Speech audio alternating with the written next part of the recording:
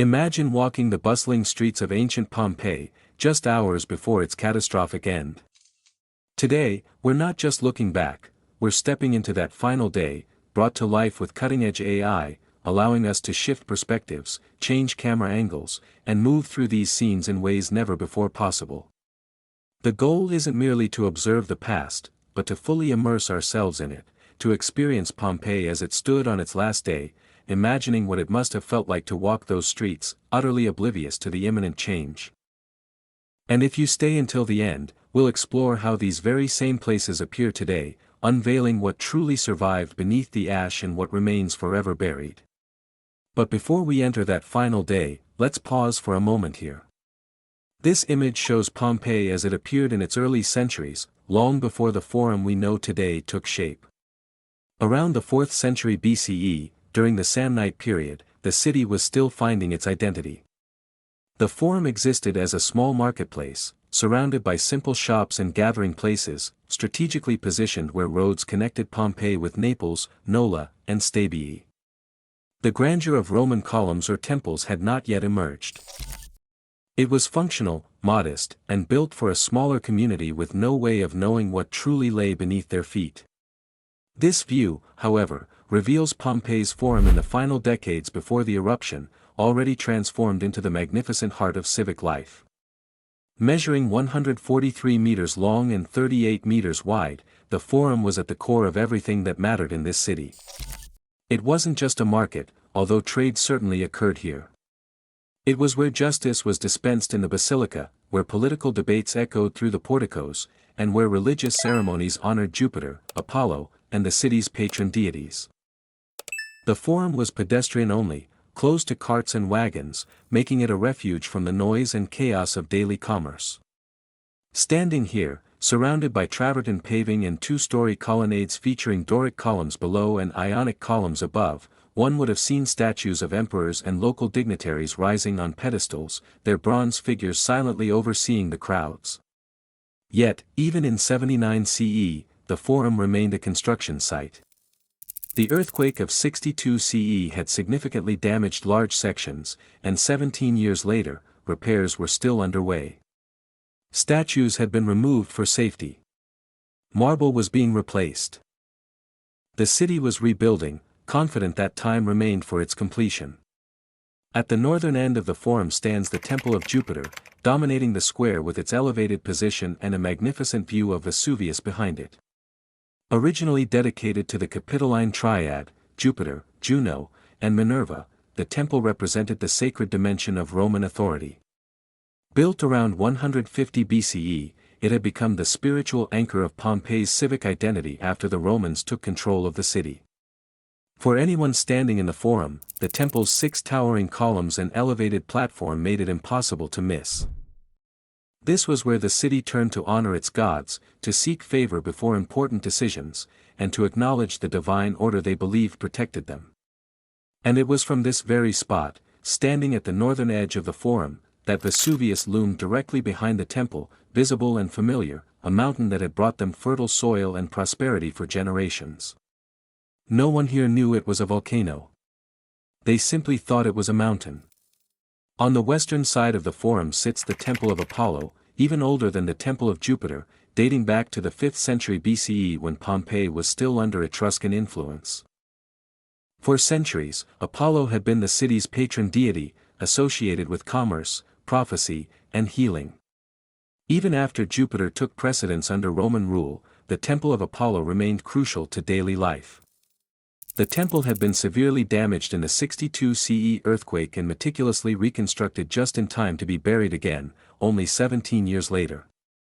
What's striking about this space is how it mirrors the layered identity of Pompeii itself: Greek roots, Etruscan foundations, Roman order, all compressed into a single sacred site that had survived wars, shifts in power, and natural disasters for half a millennium. Standing in its courtyard, surrounded by bronze statues of Apollo and Diana, worshippers could not have imagined that this would be the last generation to pray here. Right next to the Forum stands the Basilica of Pompeii, built around 120 BCE and stretching 64 meters along the square's western edge. Despite its name, this was not a religious building. The basilica served as Pompeii's courthouse and commercial exchange, a covered hall where merchants negotiated contracts, lawyers pleaded cases, and magistrates delivered judgments from a two-story tribunal at the far end. Measuring 24 meters wide, the interior was designed to accommodate large crowds, with rows of columns supporting the roof and creating a sense of order and authority. For the people of Pompeii, the basilica was where disputes were settled, business was conducted, and justice was administered. It was one of the city's most frequented buildings, constantly filled with the sounds of argument, negotiation, and deliberation.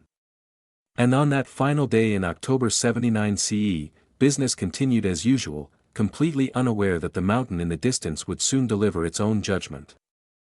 Moving beyond the Forum, let's venture through the streets of Pompeii, where daily life unfolded in both ordinary and remarkable ways.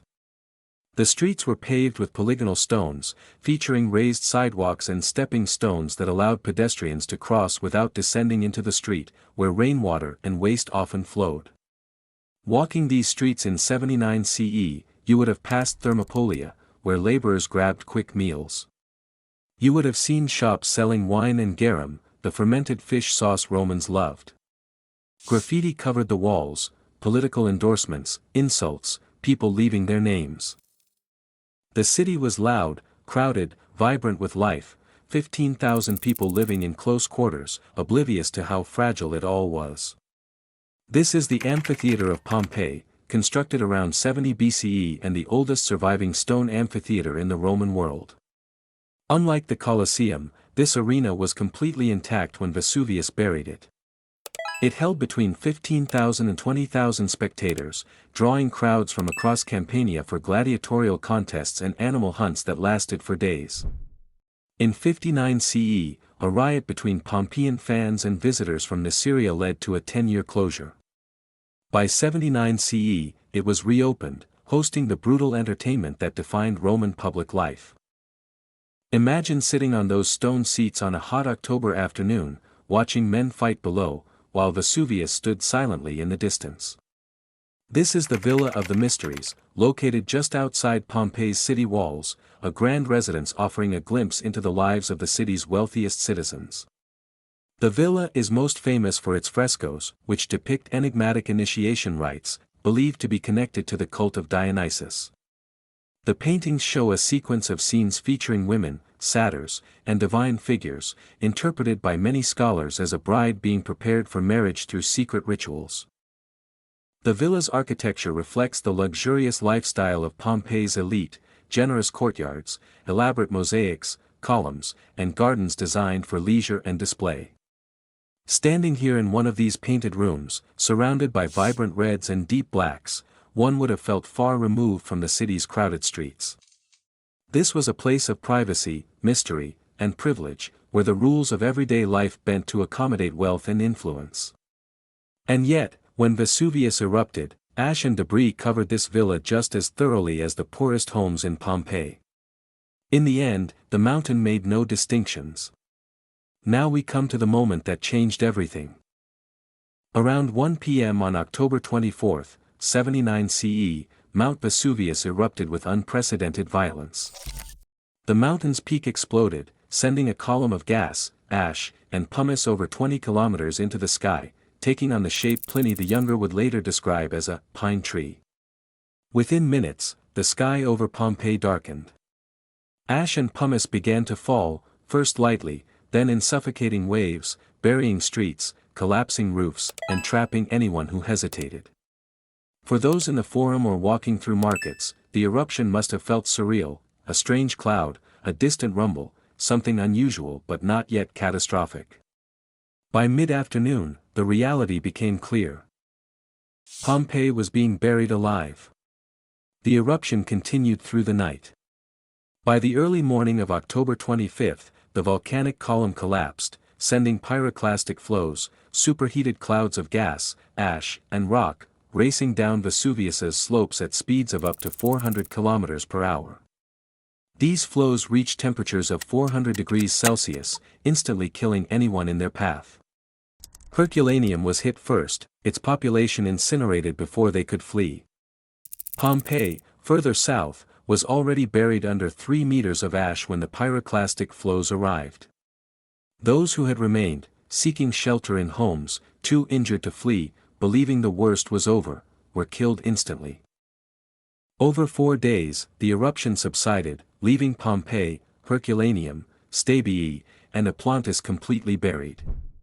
What had been a thriving region was now a desolate wasteland of ash and stone. Pompeii remained buried for nearly 1,700 years. Survivors immediately after the event scavenged what they could, tearing marble and valuables from public spaces.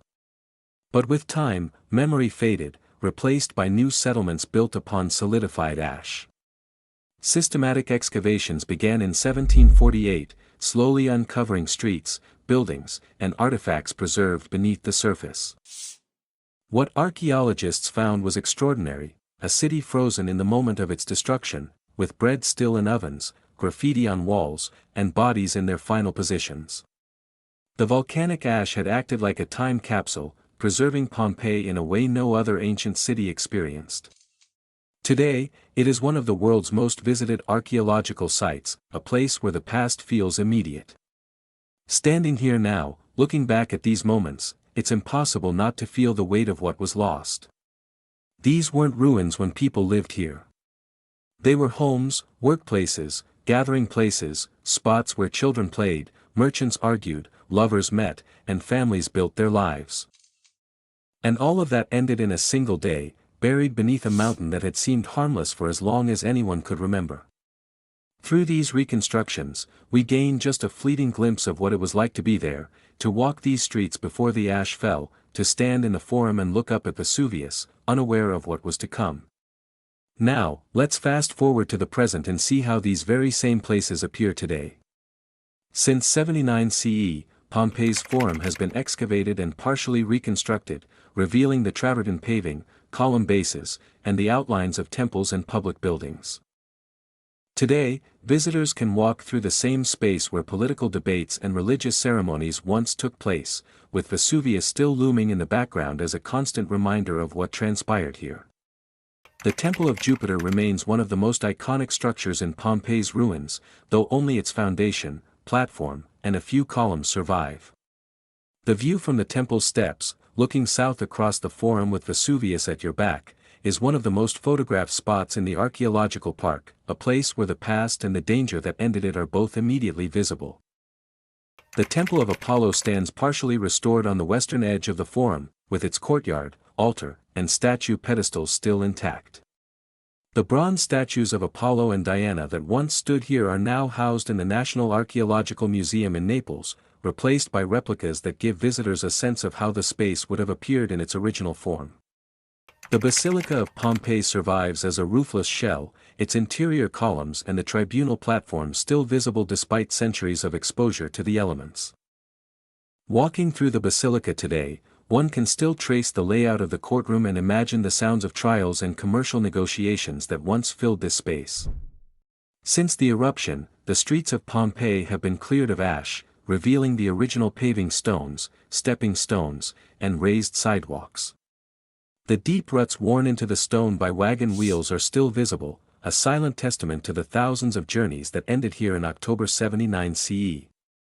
The amphitheater of Pompeii remains almost entirely intact, one of the best preserved Roman arenas anywhere. Today, visitors can climb the stone steps, sit in the same seats where spectators once cheered for gladiators, and look out over the arena floor where life and death were decided for public entertainment.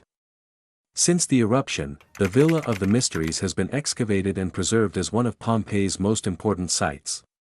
The frescoes depicting the Dionysian rituals remain vibrant and intact, their colors brilliant even after nearly 2,000 years.